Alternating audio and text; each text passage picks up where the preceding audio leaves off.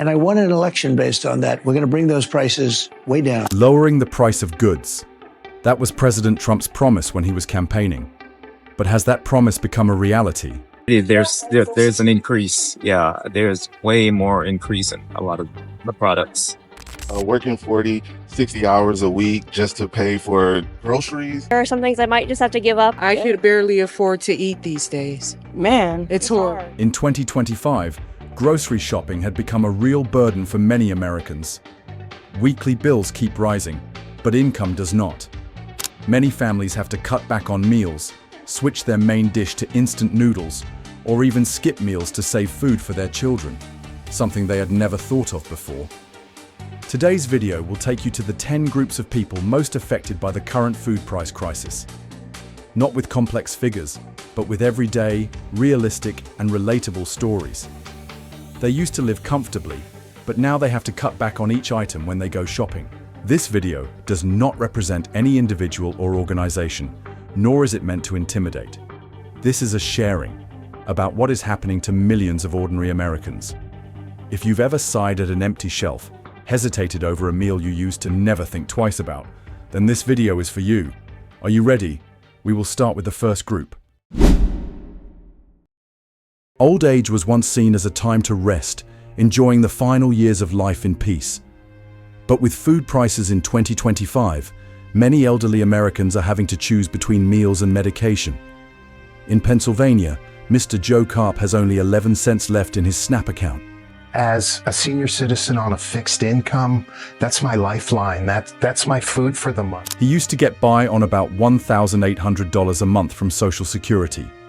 But now, just food and medicine alone consume nearly all of that. Every week he goes to the market with a list so minimal it couldn't be shorter. No more fresh milk, no more fruit, meat only bought when heavily discounted. According to data from the Department of Labor, food prices in the US have increased by nearly 25% compared to 3 years ago. But Social Security only increases slowly according to the cost of living, and it completely fails to keep pace with real-world inflation. More than 32% of retirees in the US this year have had to cut back on their food portions to ensure their budgets can cover medications and utility bills. Many elderly people now have to count every penny at the checkout. They worked their whole lives, paid taxes diligently, and now have to rely on food stamps, food banks, or charity meals to get by. Some even have to return to part-time work, but not everyone at the age of 75 still has the health to stand at a counter or drive a delivery truck. And if Social Security benefits are cut or remain unchanged in the coming years, millions of elderly people may have to choose between eating well or buying necessary medications. Sue Rayford recounts that after a work-related incident, she weighed only 34 kilograms and could not walk. She shared, "When she first went to the food bank, people surrounded her and said, 'We have to fatten you up.' And that was a warm, humane feeling that she couldn't find anywhere else." But now, Sue is worried. I think without that support from the government, many lives will be shattered. This could also be the story of many other elderly people. Do you see your parents or grandparents in that story? Try to imagine working your whole life and then in the end, not having enough money to eat properly. Is that the reward the country gives to those who have dedicated their whole lives?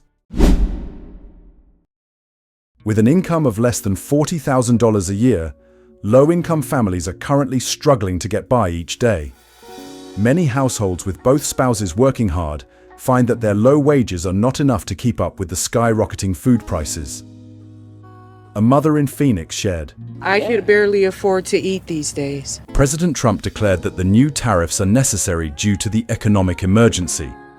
But consumers will be the ones who directly feel the consequences when the prices of imported goods from Mexico, such as fruits, vegetables, beer and tequila, or agricultural products from Canada, such as beef, pork, potatoes and grains, skyrocket. Tariffs are just a low blow for me personally. I don't see any benefit to them. To work just to pay your bills and buy food and groceries is not the American way. A simple shopping cart with milk, bread, ground meat, a few apples, and a pack of cereal. The most basic items can cost over $80 in just one trip to the grocery store. For a family of 4, That means the cost of food alone takes up nearly half of their monthly income, not including rent, utilities, and gas. Meals are becoming mechanical, and low-income working families are prioritizing filling their stomachs over nutrition. Instant noodles, frozen potatoes, and canned goods are gradually replacing fresh meat, vegetables, and milk. Many parents are forced to lie to their children, saying, "I'm not hungry," just to save the last portion for their child. It seems that it is no longer a story about poverty, but about a generation of parents who are helpless in their own kitchens. And while waiting for more practical policies from the government, many families are learning to adapt on their own. They choose to shop at local markets where prices are cheaper than supermarkets. Some mothers properly stock up on food to avoid waste. Have you ever witnessed a family having to replace meat with instant noodles for a whole week? Have you ever seen a father quietly return the last item at the checkout because the bill had exceeded the budget? That feeling is truly hard to describe. They are the ones who once served in the military, sacrificing their youth to protect this country.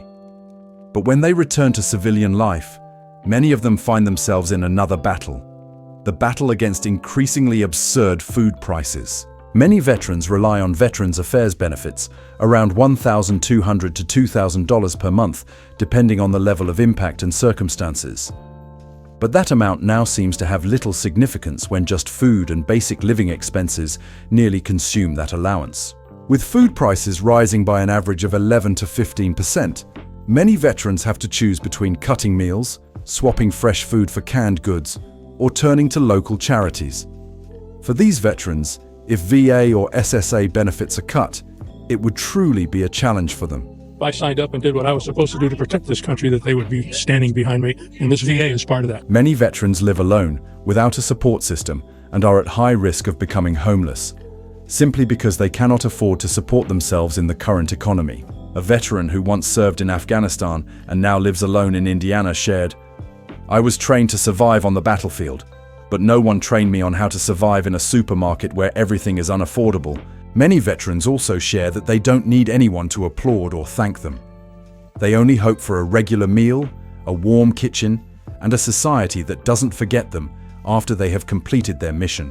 Since 2025, some non-profit organizations have opened food pantries specifically for veterans, providing free or low-cost food. Some states are also proposing food subsidy policies for low-income veterans, but the progress is still very slow. But perhaps the solution lies not only in policy, but also in the memory of a society. That those who once stood on the front lines should not be forgotten at the back. We wonder if we are living in an America where those who were once the bravest can now become the most vulnerable. So, is there something that needs to change? No one thinks that right in the heart of America, the richest country in the world, there are areas where people cannot afford a bunch of fresh vegetables or a clean apple within a few miles. But that is happening, and it has a name: food desert. According to the US Department of Agriculture, there are currently over 19 million Americans living in food desert areas. For example, in Chicago, many areas have faced food desert conditions for many years, meaning entire neighborhoods lack grocery stores or supermarkets selling fresh food. Many people have to drive 30 to 50 minutes just to reach a store that sells fresh vegetables or meat. But not everyone has a car or enough money for gas. And if you are an elderly person, living alone, or taking care of small children, then that distance feels like an insurmountable wall. And you know what? A new report shows that living in a food desert not only makes life difficult, but it can even shorten a person's lifespan. What we found was that the life expectancy was shortest in the so-called food desert. Even in a large and developed city like Washington, D.C., there are food deserts. For example, there are about 100,000 residents living in 2 neighborhoods in D.C., but only a total of 4 full-service grocery stores. You gotta go to like a convenience store or 7-Eleven to get your stuff, and that ain't really too healthy. Many people have to rely entirely on convenience stores, where there are only instant noodles, chips, canned goods, and soft drinks. Eating in a whatever is available manner has led to an increase in diabetes, cardiovascular diseases, and malnutrition even in the richest country in the world. Social activists are calling on the government to take stronger action. We need to help this generation and the next access fresh, healthy, and nutritious food. They emphasize that healthy food not only helps improve physical health, but also helps children focus better, learn better, and develop more comprehensively. Some cities like Baltimore, Detroit, and Dallas have started implementing mobile markets, providing fresh fruits and vegetables to food desert areas via buses, containers, or partnerships with non-profit organizations. Some communities have created urban food gardens on vacant land themselves, but they need more support. Perhaps, instead of asking, "Are they trying?" logically, we should ask, what have we done to ensure everyone can buy a healthy meal without leaving their neighborhood? There is a truth that not everyone living in California, Hawaii, or Alaska is wealthy. In fact, there are many workers, teachers, retirees, and even young families who are being affected by the exorbitant cost of food. According to the report by the Bureau of Economic Analysis, states like Hawaii, Alaska, California, New York, and Massachusetts are leading the list of places with the highest food costs in the country. While new tariffs are being imposed, the people of New York are facing a storm of rising food prices. Not only is this affecting their wallets, but it is also deteriorating their health. A recent survey shows that 86% of New Yorkers are acutely feeling the burden of rising food costs outpacing their wages. 53% have had to take on additional debt in the past year just to feed their families. In Honolulu, a bottle of fresh milk can cost up to $6 to $7. In San Francisco, a bag of organic vegetables can cost twice as much as in the southern states. And in Anchorage, Alaska, where nearly all goods are imported, meat prices can exceed 150% of the national average. Meanwhile, there is one thing that seems not to increase, and that is income levels. Ironically, many people living in these states are not poor in terms of income, but they are not poor enough to qualify for assistance, while food bills are becoming increasingly unreasonable. An elementary school teacher living in Los Angeles shared, "I never thought there would come a day when I would have to divide a 5-kilogram bag of rice to last the whole month. I'm not unemployed. Perhaps it's because I'm living in the wrong state." Her story is not unique. It is the reality for millions of middle-class Americans, not poor enough to get help, not rich enough to live normally. An elementary school teacher living in Los Angeles shared, "I never thought there would come a day when I would have to divide a 5-kilogram bag of rice to last the whole month. I'm not unemployed. Perhaps it's because I'm living in the wrong state." Her story is not unique. It is the reality for millions of middle-class Americans, not poor enough. If you live in a state with high food costs, you'll understand. It's not that you don't know how to save. It's that every item is making you bargain with yourself. Some states have launched local poverty adjustment policies to expand food assistance in high-cost areas. In addition, many non-profit organizations in Hawaii, New York, and California have established food co-op systems, helping residents buy goods at lower prices. But in the long run, perhaps America needs to ask itself, if we accept living in this state, will the system accept our right to a decent living? To get help, not rich enough to live normally. They were once the backbone of America. They used to be the symbol of the American dream. Those who work in education, engineering, public service, or small businesses diligently work hard and pay their taxes in full. They only hope to be able to raise their children, pay their rent on time, and save a little for old age. But now, the middle class is also feeling the price storm right in the supermarket. According to a survey by Pew Research, more than 51% of middle-class American households reported that they have had to reduce the quality of their meals to compensate for skyrocketing food prices. Many families who used to shop weekly at Whole Foods, Trader Joe's, have now switched to discount items, bought frozen foods, and cut back on fresh meat. Have you ever seen someone still driving to work, still dressing neatly, but feeling worried inside when they see the price of beef go up by $3 compared to last week? What has caused the middle class, once considered the most stable, to now have to cut back on spending, counting every penny each time they go to the supermarket? Many families are also relearning how to cook in a less expensive, less wasteful way, like previous generations, to protect their household budget. But perhaps the real solution starts here. We need more long-term and effective solutions. Because even the sturdiest pillar can waver in the face of the numbers on the shelves. Who can still stand firm in this increasingly expensive country? Not every student is supported by their parents or has a scholarship. Many young people in the US have to work an extra 20 to 30 hours each week just to afford rent, tuition, and basic meals. But in 2025, even just getting by with food will become a luxury. According to a survey by Temple University and the Hope Center, more than 38% of American college students are facing food insecurity, meaning they do not have enough to eat, or do not eat enough nutritious food throughout the semester. Many young people have to take on 2 to 3 jobs, serving in restaurants, delivering food, working at convenience stores, just to cover rent, books, and a few dinners. But when food prices skyrocketed in 2025, even hard work sometimes couldn't help these young people cover the increasingly expensive costs. Many universities have started building food pantries for students, places where they can receive free or low-cost food. Some cities are allowing students to use EBT during their study period if they have low income. But in the long run, society needs to ask the question, how can we expect a generation to excel if they have to choose between hunger and exhaustion? They are the people you encounter every day. Food delivery drivers, Uber drivers, freelance content writers, online workers. In name, they are independent, choosing their own hours, deciding their own lives. But in 2025, that freedom they once prided themselves on became a burden as food prices skyrocketed while their incomes couldn't keep up. According to a Gallup survey, more than 60% of gig economy workers in the US reported that their income is unstable and insufficient to cover all basic expenses, among which food is the first item they have to cut back on.